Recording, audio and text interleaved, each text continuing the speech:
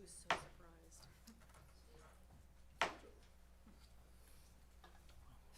Good evening, everyone. Tonight, we have a regularly scheduled council meeting. Today is Thursday, March the 6th, 2025. The time is now 7 o'clock p.m. We'll call this regularly scheduled meeting to order. Our invocation, I don't see Trudy. Trudy's not here, so invocation, I'll do the invocation tonight. Councilman Moore, would you do our American pledge? Yes, sir. Yeah, and Richard Garavay, do you mind doing the Texas pledge? No, sir. Do you know it? I think Okay, so. let's, please rise. Bow your heads with me, please. Dear Heavenly Father, we come to you tonight and we give you all the praise and glory for all the good things that you're doing, not just in our lives, but as you are doing for this community. And Father God, we just ask that you be with us tonight. You help us to make all the right decisions that are pleasing to you, Father God, that everything we do may be respectful for you. And I just ask that you be with each and every family that's represented in this room tonight, Father God, that you keep them safe and that you just bless them abundantly. We give you all the praise and glory through your Son's name. Amen. Amen.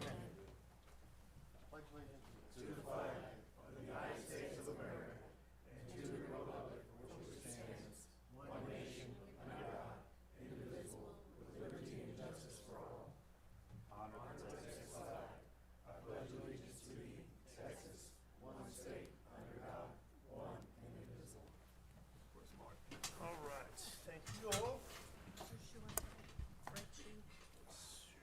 Just careful. Next, we have a presentation for the proclamation of the Youth Art Month. The representative for the school district could not be here this evening, so we hereby declare this is Art Month. Youth Art Month. Thank you. Next, we have we have one public comment card. John Husso. Please come forward, sir.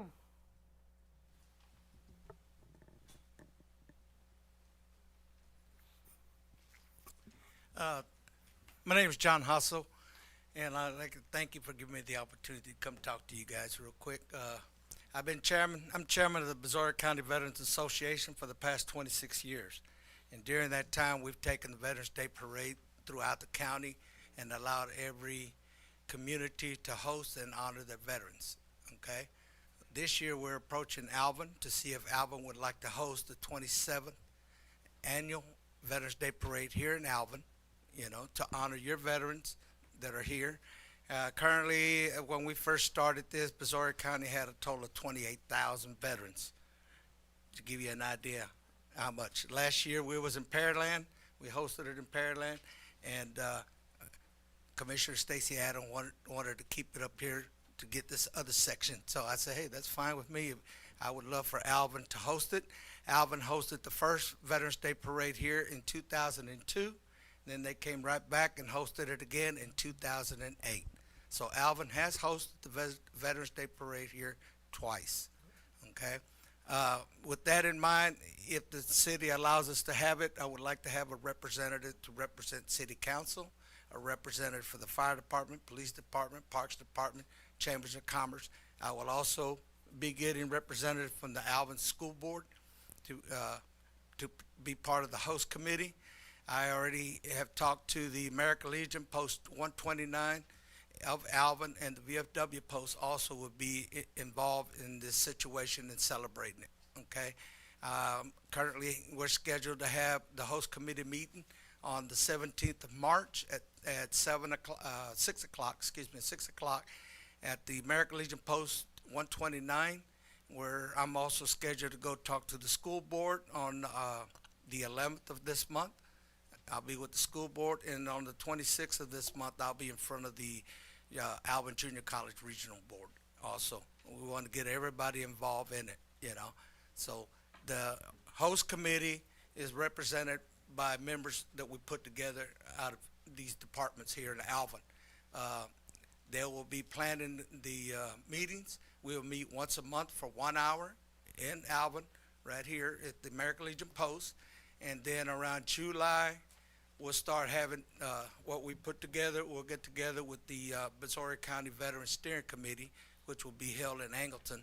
on the third Wednesday of the month. I'll send out a schedule when that comes out, and so that way the host committee will send a representative from Alvin to the steering committee to let everybody know what's going on, where it's going to be, what time it starts, this and that. Now, this would involve all the cities in the county will be coming to Alvin. All the schools will be coming to Alvin.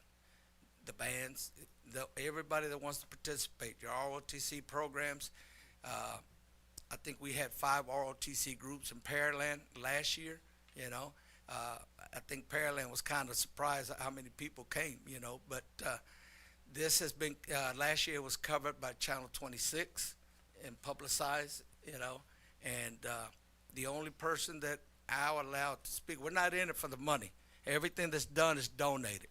We're not in it for the money. I'm not trying to make money. All I'm trying to do is let Alvin honor the veterans that live here in Alvin. And all the other veterans from the county will come over here and be a part of it.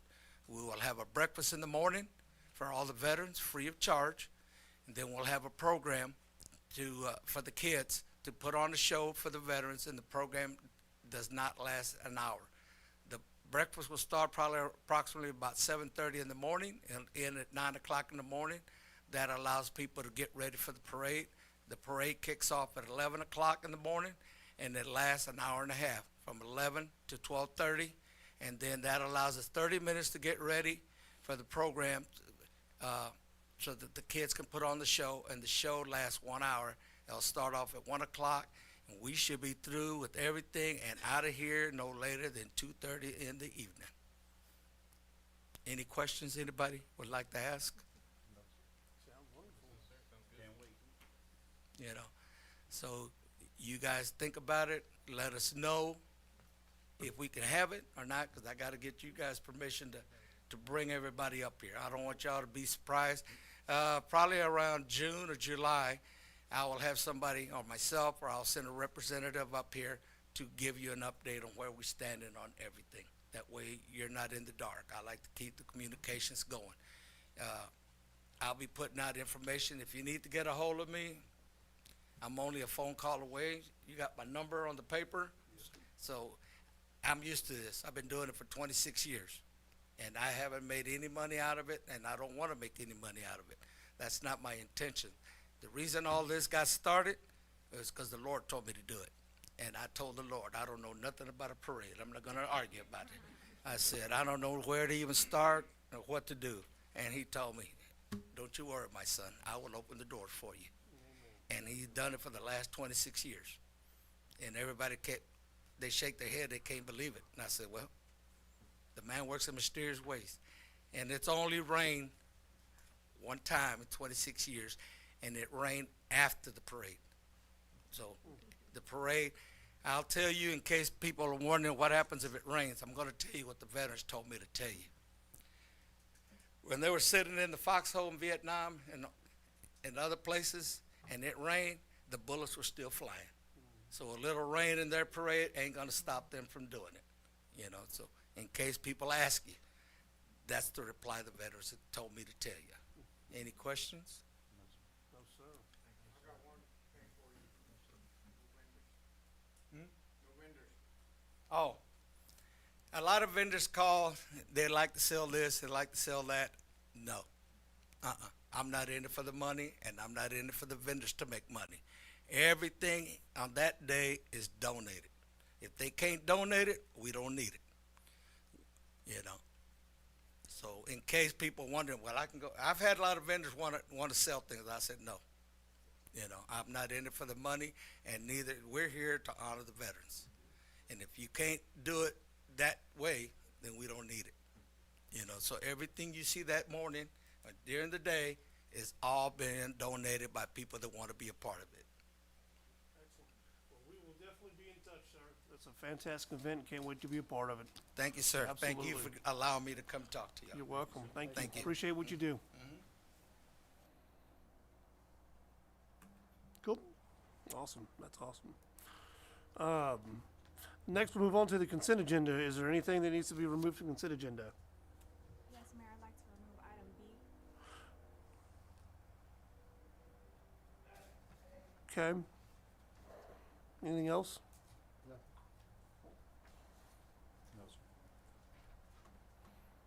Entertain a motion? Mayor, I move to approve consent agenda minus item B. Second.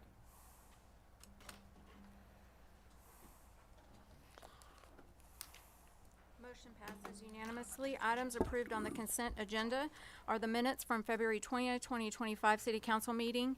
Item B, nope, we removed that. Item C, consider a bid award B2501 to Univar Solutions as the vendor for providing sodium bisulfite for 1 year with an option to continue for an additional 1 year at the same price, terms, and conditions for an estimated total of $20,000 per year, and authorize the city manager to sign the agreement upon legal review. Item D, consider a bid award B2502 to Brentag Southwest Inc. as the vendor for providing sodium hypochlorite for 1 year with an option to continue for an additional 1 year at the same price, terms, and conditions for an estimated total of $110,000 per year, and authorize the city manager to sign the agreement upon legal review.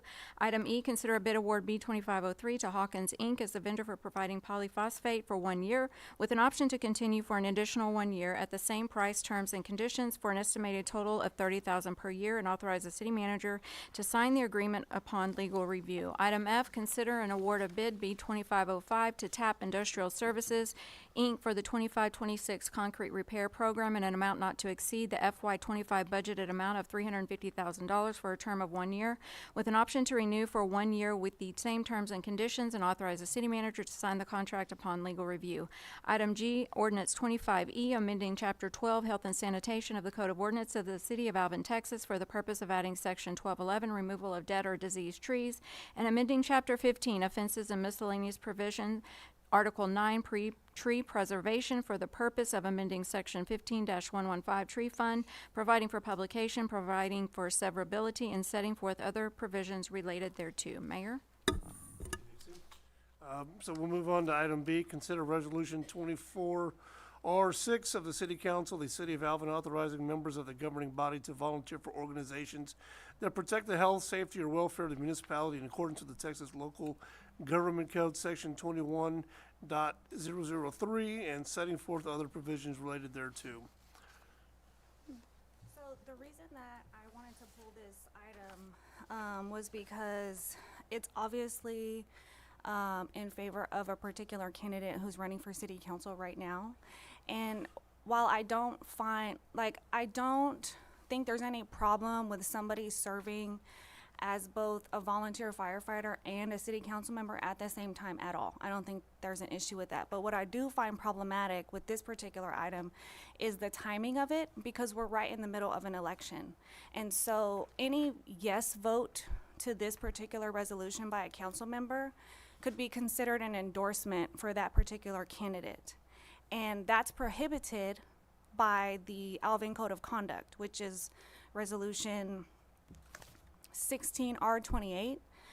It's been on the books since December 2016, and it specifically uses the word prohibited, and it says that council members are not allowed to endorse anybody specifically for city elections. And so what I propose tonight is that the council members vote no, and then after the election is over, and if the voters decide that this is who they want in that seat, then we can put this resolution back on the agenda for the same night that that person gets sworn in, because at that point, the city would be voting on something that is already in alignment with what the voters have decided, and it wouldn't be like a unilateral thing by the city. And so I've consulted with our city attorney about this issue, and as far as I know, she's in agreement with me about the legality of it. It wouldn't harm anyone by waiting to vote on this, and instead it would make sure that we're not towing the line on an ethical issue because we're in a hurry to get something done. And so I would just propose that we wait until after the election is over, just so that way, like our code of conduct says, we avoid any appearance of impropriety. What happens if we don't vote for it after he wins? What do you mean? So the risk you run is that a particular candidate is elected, and then Right. we are forced to make this vote on the same night, but then council could vote no, on the ordinance, thereby, then it's a direct opposition of, you've got somebody who has been duly elected, but then council could very well vote no, and then what do you do? Well, then that's something that's a risk that person runs by running in the election if this hasn't been enacted. I mean, the state of Texas has spoken on this issue and they say that it's not a problem. This person is not ineligible by the city standards. So, I mean, I don't see any reason why the city council would vote no in that instance, but I do see how we could be accidentally violating the code of conduct if we are putting forth a resolution that favors one person, because it specifically says we are not to do that. The timing issue is concerning to me because you're only going to find out about it when someone is running in that position. Of course, it's going to happen now because this is when it comes up. I mean, I disagree with that, because what if they don't get elected? Then we can still put it on the agenda at a later date when it's not during an election season, because it's something that was predetermined. Now it seems like, well, we didn't think about it beforehand and we're kind of rushing to fix things. And so I just find it problematic. That's all. I brought it up to Unruh in his office, I don't know, about a month or so ago. Yeah. In just common conversation, it went off in my head. I was like, wait, Scott's a volunteer firefighter. He gets a pension from us. Is he eligible to be on council? Because I know employees can't be on council. And he's like, oh, that's a good, good point. I'll have to look into it. And he looked into it with Suzanne. And Suzanne, you sent that email the other day. And if that's correct, there's no state law that says he can't do it, right? No, the state law says that so the way the state law is written, it says that a council member can volunteer for a volunteer organization, that regardless of whether or not the city is indirectly or correct. So, it's not whether or not he could run for council, it's whether or not a council member could then do. So Right. if that's the case, why do we even need it, period? I mean, because nothing prohibits them. The state So, says but we he can't do it unless there's a resolution. Unless council has, that's what our, section 21.003 of the local government code says, that they can, as long as city council passes a resolution authorizing such activity. Okay, so we can't do it the same night then, because he'll get sworn in before we So, conduct any business. The And only we thing that can't- the only thing I'm gonna say about that is, it's not preventing him from being a council member. It would prevent him from Being a a volunteer firefighter. firefighter. And So will he lose time of service if he has to step down for 1 day, 1 week, 1 month in our eyes? I don't know the answer to that. Okay, because, I mean, Why not just ask him to step down from the from the fire department, if he's gonna run? why? I mean, I don't think we should go that far. I'm just Well, I mean, it would saying- give us a chance to get it corrected on there, and we wouldn't have to worry about having us looking bad or anything like that. It's I not don't- about him running. Yeah. It's not necessarily about a person running who's already in that position. It's what to do if and when that person is elected. So I know we were talking the other day about the timing and if this needs to happen before or after. I don't necessarily, so what we talked about is, I hadn't even necessarily even really thought about the potential ethical considerations with respect to what it might look like, or the appearance of whether or not council is indirectly endorsing a candidate. By virtue of adopting a resolution that directly impacts one of the candidates. I know, Kiko, I know you're smiling, because I know that it's not generally just about one person, but it definitely has the potential to impact one person who is currently a candidate. And so that's what that Councilmember Kaiser and I had talked about the other day, was just about that appearance of impropriety. So if he were to get elected, and there might have to be a period where he doesn't volunteer, until such time as council adopts a resolution, whether it's that night, whether it's the next meeting, or whatever is council's intent. But I don't necessarily know whether or not telling the chief to take him off, you know, the rotation for 2 weeks necessarily does anything to his service time. I wasn't asked to look into that, so I don't know the answer to that piece of it. Dixie, when is election day? May 3rd. When's our next meeting after that? May 15th. So is that when he would get sworn in if he should win, unless there's a runoff?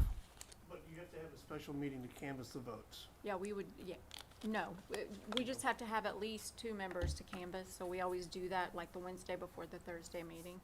But Mayor- if there are 3 candidates, more than likely there may be a runoff. Mayor, would you be opposed to calling a special meeting between election day and our regular scheduled meeting to pass or decline this resolution?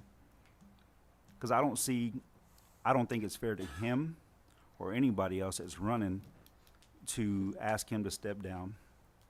He does a phenomenal job in our community. I think he's our PIO for our fire department. He does a great job. I'm not sure how his calls for service run, if he answers calls on a daily, but I don't think No, it's we fair can to have- him, we especially if can- it lapses his years of service time. You know, he might have to step down for one day and goes back down to the bottom of seniority for whatever, you know, whether it be promotion or whatever it is. I don't know. But would you be opposed to calling a special meeting for that? No.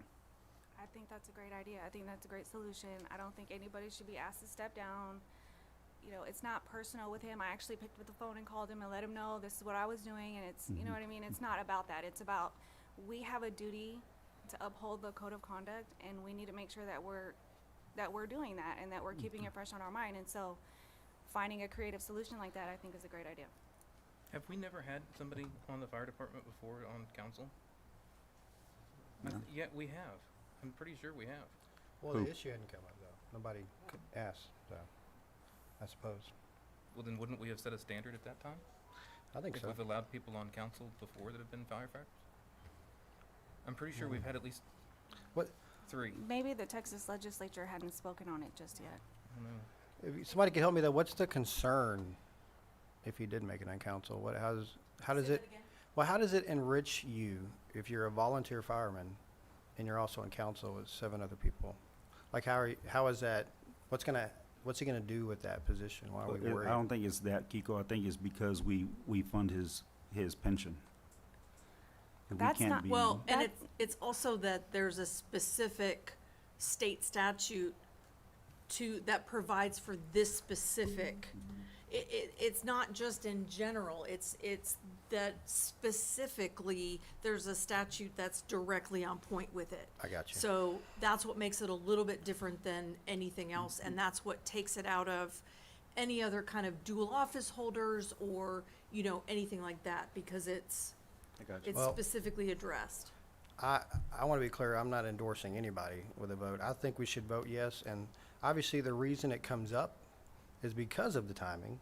And our responsibility as the council is to react to these things once we hear about them and put them on the agenda. And regardless of who's running, whether they win or not, I just think that's our responsibility. When something comes up, we find a solution and we vote on it. I'm good either way, Mayor. That's fine. Because there's a lot of fire So, department-related issues. Well, I mean, So- okay, that's an interesting point, because we vote on things that affect us as citizens all the time. We have self-interest here. So unless it's specifically just for the fire department, I could see. But of course, you're gonna be, you know, indirectly or, you know, affected by some things like budgets. I get that. Sure. Tax but- rate. and my. What's and- that? Tax rate? Yeah, but so are we. Sure, so my response to that, Councilmember Starkey, and for you, Councilmember Moore, is that and I haven't done the full legislative intent on this, but obviously, the legislature considered all of that when passing this, because of the way it says, like, whether or not it's funded in whole or in part by the city. They clearly did that. So, when talking about it, I wouldn't necessarily think that there would be an issue about recusing oneself from voting on the overall budget. I don't think that's necessarily, I don't think it would necessarily be appropriate or required for him to, for a person to recuse themselves on the whole budget. But if there was a specific thing, we are giving new equipment to the volunteer firefighters or to whatever, then in those cases, yes, just, you know, because then that person has an absolute direct, you know, I agree. vote on that. Agree. So, you know, I think, so my guess is that if we were to go back and look at the legislative intent, because it's written exactly the way it's written, they consider that and at some point have determined, whether that be by the AG or otherwise, that to then be in a voting capacity like that doesn't necessarily recuse on everything. Same reason that council's not recused on voting on your taxes. Right. You know, so, Water rates, yeah. water rates, mean- all of those things, right. I say we knock both birds out with the same stone, because we're still gonna take action on it. We're not doing it now. We'll do it after the election, call a special meeting, knock it out then. You can table it, can you? You just take Table no it. action. Our table, or just Just no take action. Mhm. And then, Nay or yay.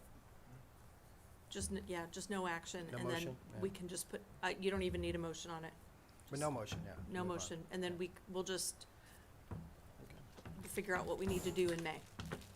Is everybody okay with no action? Mayor? Yes, All right, moving on. not really.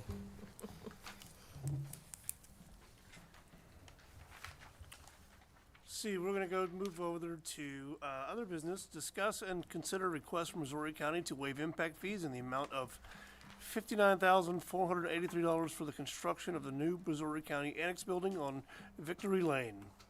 Yes, Mayor and Council, what you have before you is a request from the county to waive the impact fees.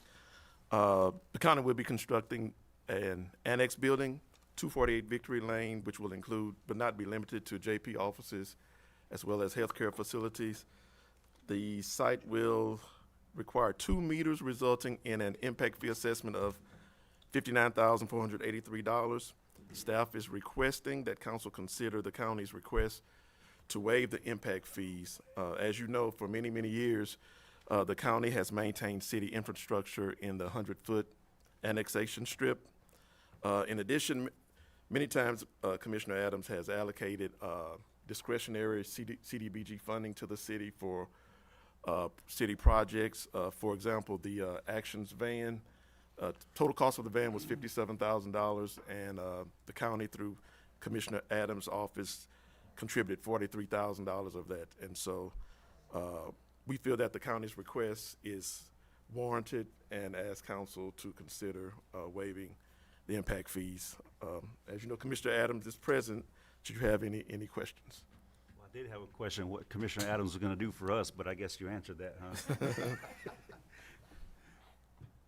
Mayor, move to approve the request from Missouri County to waive impact fees in the amount of $59,483 for the construction of the new Missouri County Annex Building on Victory Lane. Please vote. Motion passes unanimously. Thank you. Item B, discuss and consider a request from Missouri County to waive the requirements outlined in Section 4, Street Paving Design of the City of Alvin Design Criteria Manual, specifically Section H, requirements for curbs and sidewalks, which mandates that sidewalks be installed along all street frontages within the City of Alvin in relation to the construction of the new Missouri County Annex Building on Victoria Lane. Victory. Yeah, that's what he said. With this agenda item, the county is requesting for a partial waiver from the sidewalk installation requirement. On the screen is the map with the location of the track outlined in red. The top of the, Mass Vanna Wright to help me. The top line is Victory, and to the right is bypass 35, and right there is North Gordon. Where's Victoria Lane at? At the top, across the top. Victoria. Victory, I'm sorry. I said Victoria? No, he said No. Victoria. Oh, I thought No, everybody's good. Can I buy a vowel? I So thought we the- already addressed this, though. Didn't we address this issue when Councilmember DeKaiser brought that up about sidewalks leading to nothing? That was for residential. Oh. And so, the county is committed to constructing the sidewalk along the Victory Lane section, but they're asking to waive the, sidewalk requirement along the North Gordon and Bypass 35 section due to the lack of, connectivity to other walkways. Even more, as you can see, the teal colored line running east to west, that's, represents D4 ditch. And, it intersects at North Gordon and Bypass 35, which will make connectivity, unfeasible as well. And even more so between the county property and the D4 ditch is undeveloped, undeveloped land. And so with all this taken together, the county's asking for a waiving of the sidewalk requirement along the Bypass 35 and North Gordon Street.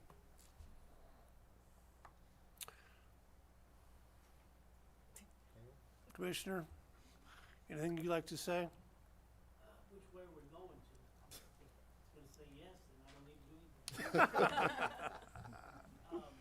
We have some other projects we can use some help on too, just FYI. Okay. First, thank you for the first one. Traditionally, he didn't add that, but I did tell him, traditionally, cities have waived the impact fee. Maybe not sidewalks, I mean, in aesthetics, you know, but on the other one, so thank you for not making me look bad on that one. No, on these two particular ones, especially on the bypass, well, they're both state roads, so if they're ever improved, we would hope that the state would be doing those improvements. And I get the connectivity. I can tell you for 17 years now, no one's ever walked up and down the sidewalk in front of my current office. And it's already sloping towards the ditch, and, you know, by the time it is connected someday, it won't be good. But especially on the bypass side, I don't know what TxDOT's plans are. I know that Victory Lane is the end of their project limits, because, you know, they're doing the 528 overpass. There's gonna be a grade separation there, built in conjunction with the Grand Parkway. They combine those two projects together so that one vendor can do it all at once. So really not sure what's gonna happen along up to Victory, because that is where the beginning of that project begins. So that one in particular, I don't know would get disturbed. I don't know when they are kicking theirs off, 2 years from now or something. You know, we're gonna start as soon as y'all approve our permit and we move forward, you know, during our 13-month construction. So, but everything's up to negotiate, collaborate, you know. I mean, we agree on the Victory, even though no one else has one on Victory. That's the front of our building to the current building, and then there's about 4 acres or so, 4.5, that'll be empty for a future one, which will also probably face Victory.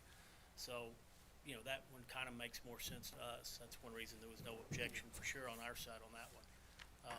But yeah, but the other two is around, I don't know if it's all 3 or just the 2 we're asking to be waived. It's $96,000 in construction, not counting the engineer and any geo-testing or material testing. So that's one of the reasons we were asking for those.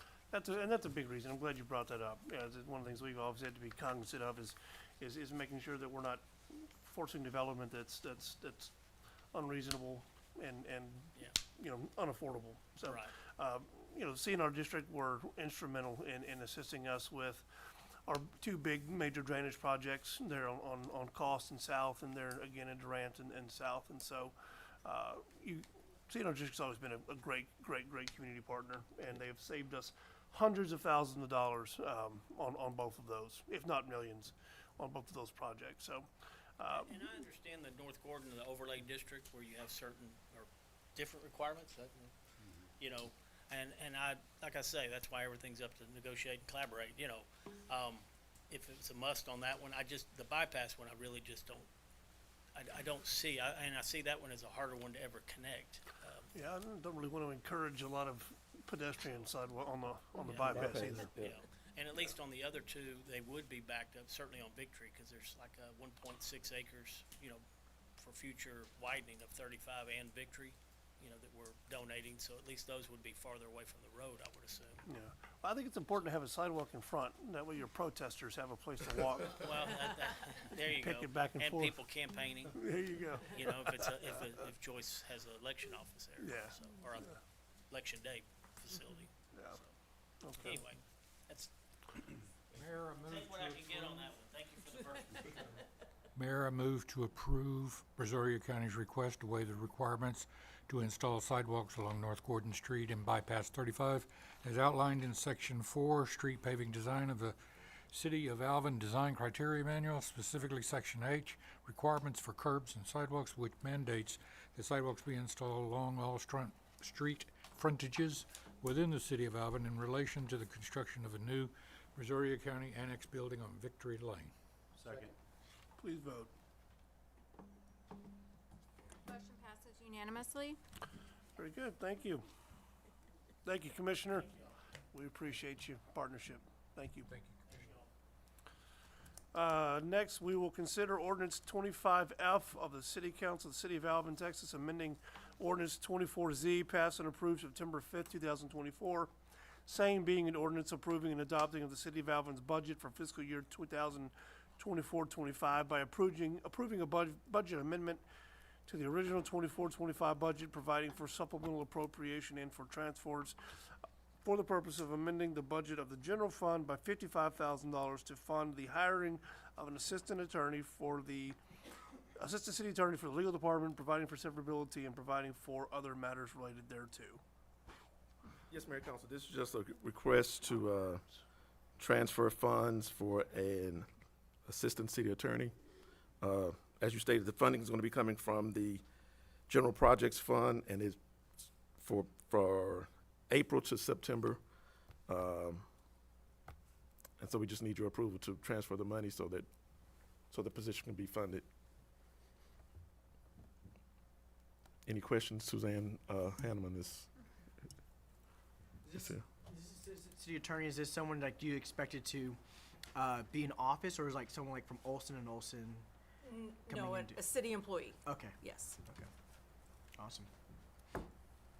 Mayor, Yes. Mayor, move to approve ordinance 25F, the city, of the City Council of the City of Alvin, Texas, amending ordinance 24Z, passed and approved September 5th, 2024, same being an ordinance approved and adopted the City of Alvin's budget for fiscal year 2024 to 25 by approving a budget amendment to the original 2024 to 25 budget, providing for supplemental appropriation and/or transfer of funds for the purpose of amending the budget of the general fund by $55,000 to fund the hiring of an assistant city attorney for the legal department, providing for severability and providing for other matters related thereto. Second. Please vote. Motion passes unanimously. Thank you. Thank you. All right. Item D, consider if any requests from individual council members for an item or items to be placed on the upcoming agenda for the next regularly scheduled meeting. Councilman Garabay? No, sir. The road in front of Tomaso's. Working on it. Okay, that's all I have. Nothing, Mayor. No, sir. Very good. Okay, reports from the city manager. Yes, Mayor and Council, this Saturday, Tour de Bras will be held.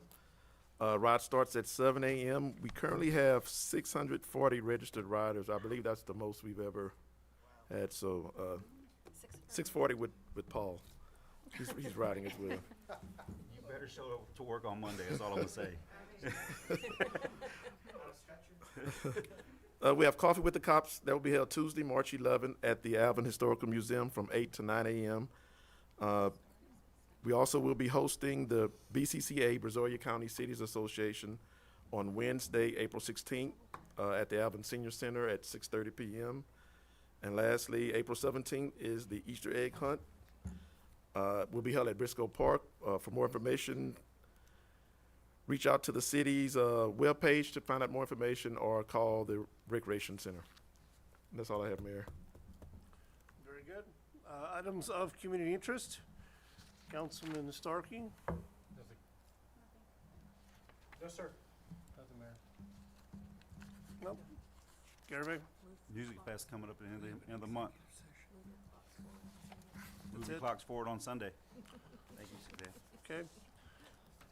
Next, we're going to go into executive session under section 551.871 of the local government code, which provides as follows: deliberation regarding the commercial or financial information that the governmental body has received from a business prospect that the governmental body seeks to have locate, stay, or expand in or near the territory of the governmental body, and of which the governmental body is conducting economic development negotiations. So the time is 7:40.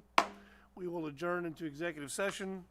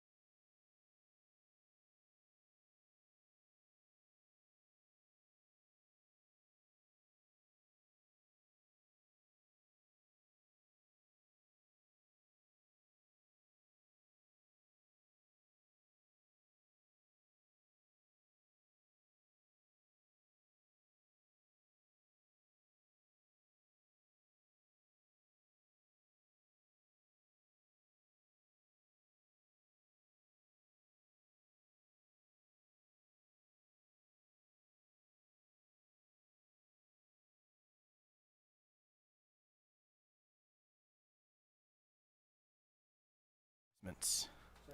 Please vote.